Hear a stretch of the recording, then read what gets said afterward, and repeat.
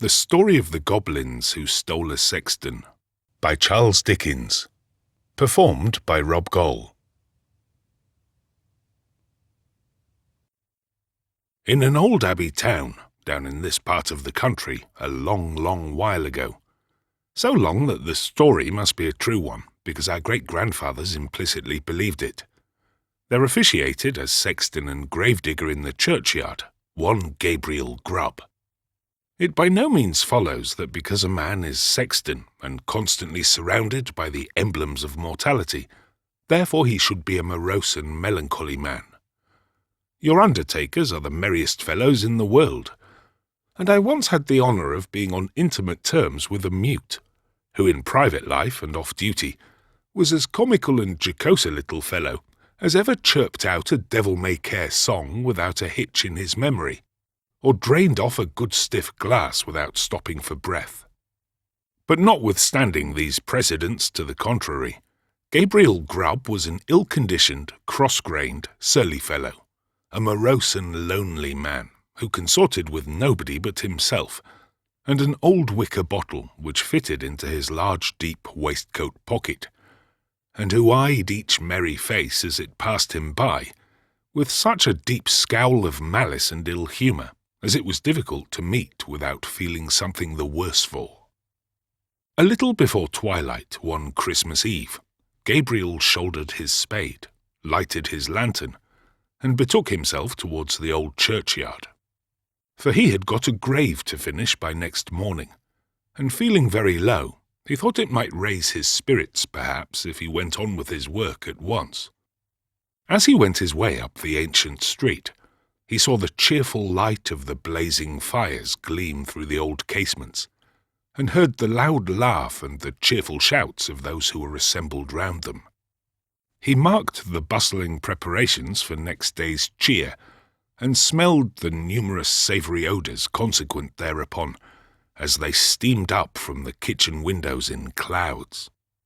All this was gall and wormwood to the heart of Gabriel Grub, and when groups of children bounded out of the houses, tripped across the road, and were met, before they could knock at the opposite door, by half a dozen curly-headed little rascals, who crowded round them as they flocked upstairs to spend the evening in their Christmas games, Gabriel smiled grimly, and clutched the handle of his spade with a firmer grasp, as he thought of measles, scarlet fever, thrush, whooping cough, and a good many other sources of consolation besides.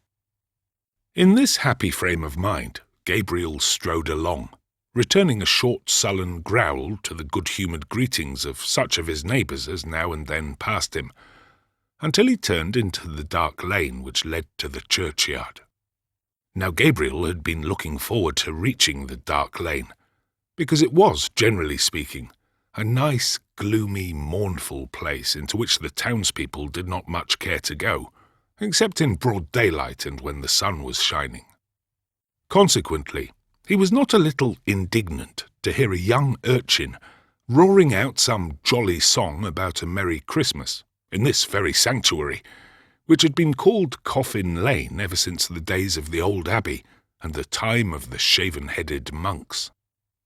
As Gabriel walked on, and the voice drew nearer, he found it proceeded from a small boy who was hurrying along to join one of the little parties in the old street, and who, partly to keep himself company, and partly to prepare himself for the occasion, was shouting out the song at the highest pitch of his lungs. So Gabriel waited until the boy came up, and then dodged him into a corner, and rapped him over the head with his lantern 5 or 6 times, just to teach him to modulate his voice. And as the boy hurried away with his hand to his head, singing quite a different sort of tune, Gabriel Grub chuckled very heartily to himself, and entered the churchyard, locking the gate behind him. He took off his coat, set down his lantern, and getting into the unfinished grave, worked at it for an hour or so with right good will. But the earth was hardened with the frost, and it was no very easy matter to break it up and shovel it out. And although there was a moon, it was a very young one, and shed little light upon the grave, which was in the shadow of the church. At any other time these obstacles would have made Gabriel Grub very moody and miserable. But he was so well pleased with having stopped the small boy's singing that he took little heed of the scanty progress he had made, and looked down into the grave when he had finished work for the night, with grim satisfaction, murmuring as he gathered up his things, "Brave lodgings for one, brave lodgings for one, a few feet of cold earth when life is done. A stone at the head, a stone at the feet, a rich juicy meal for the worms to eat. Rank grass overhead and damp clay around. Brave lodgings for one these in holy ground." "Ho, ho, ho!" laughed Gabriel Grub as he sat himself down on a flat tombstone, which was a favourite resting place of his, and drew forth his wicker bottle. "A coffin at Christmas, a Christmas box, ho, ho, ho!" "Ho, ho, ho!" repeated a voice which sounded close behind him. Gabriel paused in some alarm in the act of raising the wicker bottle to his lips and looked round. The bottom of the oldest grave about him was not more still and quiet than the churchyard in the pale moonlight. The cold hoar frost glistened on the tombstones and sparkled like rows of gems among the stone carvings of the old church. The snow lay hard and crisp upon the ground, and spread over the thickly strewn mounds of earth, so white and smooth a cover that it seemed as if corpses lay there hidden only by their winding sheets. Not the faintest rustle broke the profound tranquillity of the solemn scene. Sound itself appeared to be frozen up. All was so cold and still. "It was the echoes," said Gabriel Grub, raising the bottle to his lips again. "It was not," said a deep voice. Gabriel started up and stood rooted to the spot with astonishment and terror, for his eyes rested on a form that made his blood run cold. Seated on an upright tombstone close to him was a strange, unearthly figure, whom Gabriel felt at once was no being of this world. His long, fantastic legs, which might have reached the ground, were cocked up and crossed after a quaint, fantastic fashion. His sinewy arms were bare, and his hands rested on his knees. On his short round body he wore a close covering ornamented with small slashes. A short cloak dangled at his back. The collar was cut into curious peaks, which served the goblin in lieu of ruff or neckerchief, and his shoes curled up at his toes into long points. On his head he wore a broad-brimmed sugar-loaf hat, garnished with a single feather. The hat was covered with the white frost, and the goblin looked as if he had sat on the same tombstone very comfortably for 200 or 300 years. He was sitting perfectly still. His tongue was put out as if in derision, and he was grinning at Gabriel Grub with such a grin as only a goblin could call up. "It was not the echoes," said the goblin. Gabriel Grub was paralysed and could make no reply. "What do you do here on Christmas Eve?" said the goblin sternly. "I came to dig a grave, sir," stammered Gabriel Grub. "What man wanders among graves and churchyards on such a night as this?" cried the goblin. "Gabriel Grub, Gabriel Grub," screamed a wild chorus of voices that seemed to fill the churchyard. Gabriel looked fearfully round. Nothing was to be seen. "What have you got in that bottle?" said the goblin. "Hollands, sir," replied the sexton, trembling more than ever, for he had bought it of the smugglers, and he thought that perhaps his questioner might be in the excise department of the goblins. "Who drinks Hollands alone and in a churchyard on such a night as this?" said the goblin. "Gabriel Grub, Gabriel Grub," exclaimed the wild voices again. The goblin leered maliciously at the terrified sexton, and then raising his voice, exclaimed, "And who then is our fair and lawful prize?" To this inquiry, the invisible chorus replied, in a strain that sounded like the voices of many choristers singing to the mighty swell of the old church organ, a strain that seemed borne to the sexton's ears upon a wild wind, and to die away as it passed onward. But the burden of the reply was still the same: Gabriel Grub, Gabriel Grub. The goblin grinned a broader grin than before as he said, "Well, Gabriel, what do you say to this?" The sexton gasped for breath. "What do you think of this, Gabriel?" said the goblin, kicking up his feet in the air on either side of the tombstone, and looking at the turned-up points with as much complacency as if he had been contemplating the most fashionable pair of Wellingtons in all Bond Street. It's very curious, sir," replied the sexton, half dead with fright. "Very curious and very pretty, but I think I'll go back and finish my work, sir, if you please." "Work?" said the goblin. "What work?" "The grave, sir, making the grave," stammered the sexton. "Oh, the grave, eh?" said the goblin. "Who makes graves at a time when all other men are merry and takes a pleasure in it?" Again the mysterious voices replied, "Gabriel Grub, Gabriel Grub." "I am afraid my friends want you, Gabriel," said the goblin, thrusting his tongue farther into his cheek than ever, and a most astonishing tongue it was. "I'm afraid my friends want you, Gabriel," said the goblin. "Under favour, sir," replied the horror-stricken sexton. "I don't think they can, sir. They don't know me, sir. I don't think the gentlemen have ever seen me, sir." "Oh, yes, they have," replied the goblin. "We know the man with the sulky face and grim scowl that came down the street tonight, throwing his evil looks at the children, and grasping his burying spade the tighter. We know the man who struck the boy in the envious malice of his heart, because the boy could be merry and he could not. We know him. We know him."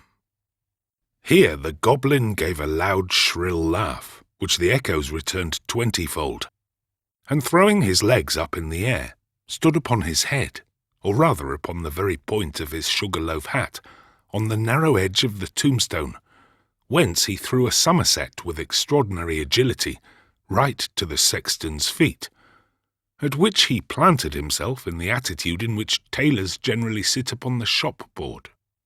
I am afraid I must leave you, sir," said the sexton, making an effort to move. "Leave us," said the goblin. "Gabriel Grub going to leave us. Ho, ho, ho." As the goblin laughed, the sexton observed for one instant a brilliant illumination within the windows of the church, as if the whole building were lighted up. It disappeared, the organ pealed forth a lively air, and whole troops of goblins, the very counterpart of the first one, poured into the churchyard, and began playing at leapfrog with the tombstones, never stopping for an instant to take breath, but overing the highest among them one after the other with the most marvellous dexterity. The first goblin was a most astonishing leaper, and none of the others could come near him. Even in the extremity of his terror, the sexton could not help observing that while his friends were content to leap over the common-sized gravestones, the first one took the family vaults, iron railings and all, with as much ease as if they had been so many street posts. At last the game reached to a most exciting pitch. The organ played quicker and quicker, and the goblins leaped faster and faster, coiling themselves up, rolling head over heels upon the ground, and bounding over the tombstones like footballs. The sexton's brain whirled round with the rapidity of the motion he beheld, and his legs reeled beneath him as the spirits flew before his eyes. When the Goblin King, suddenly darting towards him, laid his hand upon his collar and sank with him through the earth. When Gabriel Grub had had time to fetch his breath, which the rapidity of his descent had for the moment taken away, he found himself in what appeared to be a large cavern, surrounded on all sides by crowds of goblins, ugly and grim. In the centre of the room, on an elevated seat, was stationed his friend of the churchyard, and close behind him stood Gabriel Grub himself without power of motion. "Cold tonight," said the king of the goblins. "Very cold. A glass of something warm here." At this command, half a dozen officious goblins, with a perpetual smile upon their faces, whom Gabriel Grub imagined to be courtiers on that account, hastily disappeared, and presently returned with a goblet of liquid fire, which they presented to the king. "Ah!" cried the goblin, whose cheeks and throat were transparent, as he tossed down the flame. "This warms one indeed. Bring a bumper of the same for Mr. Grub." It was in vain for the unfortunate Sexton to protest that he was not in the habit of taking anything warm at night. One of the goblins held him, while another poured the blazing liquid down his throat. The whole assembly screeched with laughter as he coughed and choked, and wiped away the tears which gushed plentifully from his eyes after swallowing the burning draught. "And now," said the king, fantastically poking the taper corner of his sugar-loaf hat into the sexton's eye, and thereby occasioning him the most exquisite pain. "And now, show the man of misery and gloom a few of the pictures from our own great storehouse." As the goblin said this, a thick cloud which obscured the remoter end of the cavern rolled gradually away, and disclosed, apparently at a great distance, a small and scantily furnished, but neat and clean apartment. A crowd of little children were gathered round a bright fire, clinging to their mother's gown, and gambolling around her chair. The mother occasionally rose and drew aside the window curtain, as if to look for some expected object. A frugal meal was ready spread upon the table, and an elbow chair was placed near the fire. A knock was heard at the door. The mother opened it, and the children crowded round her, and clapped their hands for joy as their father entered. He was wet and weary, and shook the snow from his garments as the children crowded round him, and seizing his cloak, hat, stick, and gloves with busy zeal, ran with them from the room. Then, as he sat down to his meal before the fire, the children climbed about his knee, and the mother sat by his side, and all seemed happiness and comfort. But a change came upon the view almost imperceptibly. The scene was altered to a small bedroom, where the fairest and youngest child lay dying. The roses had fled from his cheek, and the light from his eye, and even as the sexton looked upon him with an interest he had never felt or known before, he died. His young brothers and sisters crowded round his little bed, and seized his tiny hand, so cold and heavy. But they shrank back from its touch, and looked with awe on his infant face. For calm and tranquil as it was, and sleeping in rest and peace as the beautiful child seemed to be, they saw that he was dead, and they knew that he was an angel looking down upon and blessing them from a bright and happy heaven.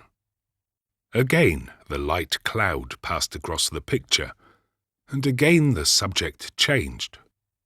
The father and mother were old and helpless now, and the number of those about them was diminished more than half. But content and cheerfulness sat on every face and beamed in every eye as they crowded round the fireside, and told and listened to old stories of earlier and bygone days. Slowly and peacefully the father sank into the grave, and soon after the sharer of all his cares and troubles, followed him to a place of rest. The few who yet survived them kneeled by their tomb, and watered the green turf which covered it with their tears, then rose and turned away sadly and mournfully, but not with bitter cries or despairing lamentations, for they knew that they should one day meet again.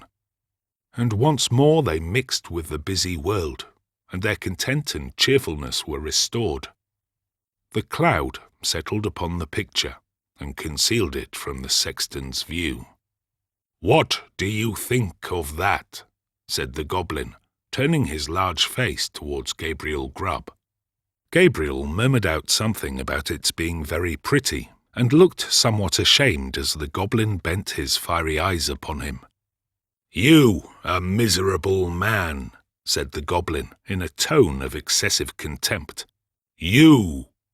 He appeared disposed to add more, but indignation choked his utterance, so he lifted up one of his very pliable legs, and flourishing it above his head a little to ensure his aim, administered a good sound kick to Gabriel Grub, immediately after which all the goblins in waiting crowded round the wretched sexton and kicked him without mercy, according to the established and invariable custom of courtiers upon earth, who kick whom royalty kicks, and hug whom royalty hugs. "Show him more," said the king of the goblins. At these words the cloud was dispelled, and a rich and beautiful landscape was disclosed to view. There is just such another to this day within half a mile of the old abbey town. The sun shone out from the clear blue sky, the water sparkled beneath his rays, and the trees looked greener and the flowers more gay beneath its cheering influence. The water rippled on with a pleasant sound. The trees rustled in the light wind that murmured among their leaves. The birds sang upon the boughs, and the lark carolled on high her welcome to the morning. Yes, it was morning, the bright, balmy morning of summer. The minutest leaf, the smallest blade of grass was instinct with life. The ant crept forth to her daily toil. The butterfly fluttered and basked in the warm rays of the sun. Myriads of insects spread their transparent wings and revelled in their brief but happy existence. Man walked forth, elated with the scene, and all was brightness and splendour. "You, a miserable man," said the king of the goblins in a more contemptuous tone than before. And again the king of the goblins gave his leg a flourish. Again it descended on the shoulders of the sexton, and again the attendant goblins imitated the example of their chief. Many a time the cloud went and came, and many a lesson it taught to Gabriel Grub, who, although his shoulders smarted with pain from the frequent applications of the goblin's feet thereunto, looked on with an interest that nothing could diminish. He saw that men who worked hard and earned their scanty bread with lives of labour were cheerful and happy, and that to the most ignorant the sweet face of nature was a never-failing source of cheerfulness and joy. He saw those who had been delicately nurtured and tenderly brought up, cheerful under privations, and superior to suffering that would have crushed many of a rougher grain, because they bore within their own bosoms the materials of happiness, contentment, and peace. He saw that women, the tenderest and most fragile of all God's creatures, were the oftenest superior to sorrow, adversity, and distress, and he saw that it was because they bore in their own hearts an inexhaustible wellspring of affection and devotion. Above all, he saw that men like himself, who snarled at the mirth and cheerfulness of others, were the foulest weeds on the fair surface of the earth, and setting all the good of the world against the evil, he came to the conclusion that it was a very decent and respectable sort of world after all. No sooner had he formed it than the cloud which had closed over the last picture seemed to settle on his senses and lull him to repose. One by one the goblins faded from his sight, and as the last one disappeared, he sank to sleep. The day had broken when Gabriel Grub awoke, and found himself lying at full length on the flat gravestone in the churchyard, with a wicker bottle lying empty by his side, and his coat, spade, and lantern, all well whitened by the last night's frost, scattered on the ground. The stone on which he had first seen the goblin seated stood bolt upright before him, and the grave at which he had worked the night before was not far off. At first, he began to doubt the reality of his adventures, but the acute pain in his shoulders when he attempted to rise assured him that the kicking of the goblins was certainly not ideal. He was staggered again by observing no traces of footsteps in the snow, on which the goblins had played at leapfrog with the gravestones. But he speedily accounted for this circumstance when he remembered that, being spirits, they would leave no visible impression behind them. So Gabriel Grub got on his feet as well as he could for the pain in his back, and brushing the frost off his coat, put it on and turned his face towards the town. But he was an altered man, and he could not bear the thought of returning to a place where his repentance would be scoffed at and his reformation disbelieved. He hesitated for a few moments, and then turned away to wander where he might and seek his bread elsewhere. The lantern, the spade, and the wicker bottle were found that day in the churchyard. There were a great many speculations about the sexton's fate at first, but it was speedily determined that he had been carried away by the goblins, and there were not wanting some very credible witnesses who had distinctly seen him whisked through the air on the back of a chestnut horse, blind of one eye, with the hind quarters of a lion and the tail of a bear. At length all this was devoutly believed, and the new sexton used to exhibit to the curious for a trifling emolument a good-sized piece of the church weathercock, which had been accidentally kicked off by the aforesaid horse in his aerial flight, and picked up by himself in the churchyard a year or two afterwards. Unfortunately, these stories were somewhat disturbed by the unlooked-for reappearance of Gabriel Grub himself some 10 years afterwards, a ragged, contented, rheumatic old man. He told his story to the clergyman and also to the mayor, and in course of time it began to be received as a matter of history, in which form it has continued down to this very day. The believers in the weathercock tale, having misplaced their confidence once, were not easily prevailed upon to part with it again, so they looked as wise as they could, shrugged their shoulders, touched their foreheads, and murmured something about Gabriel Grub having drunk all the Hollands and then fallen asleep on the flat tombstone, and they affected to explain what he supposed he had witnessed in the Goblin's cavern by saying that he had seen the world and grown wiser. But this opinion, which was by no means a popular one at any time, gradually died off. And be the matter how it may, as Gabriel Grub was afflicted with rheumatism to the end of his days, this story has at least one moral, if it teach no better one.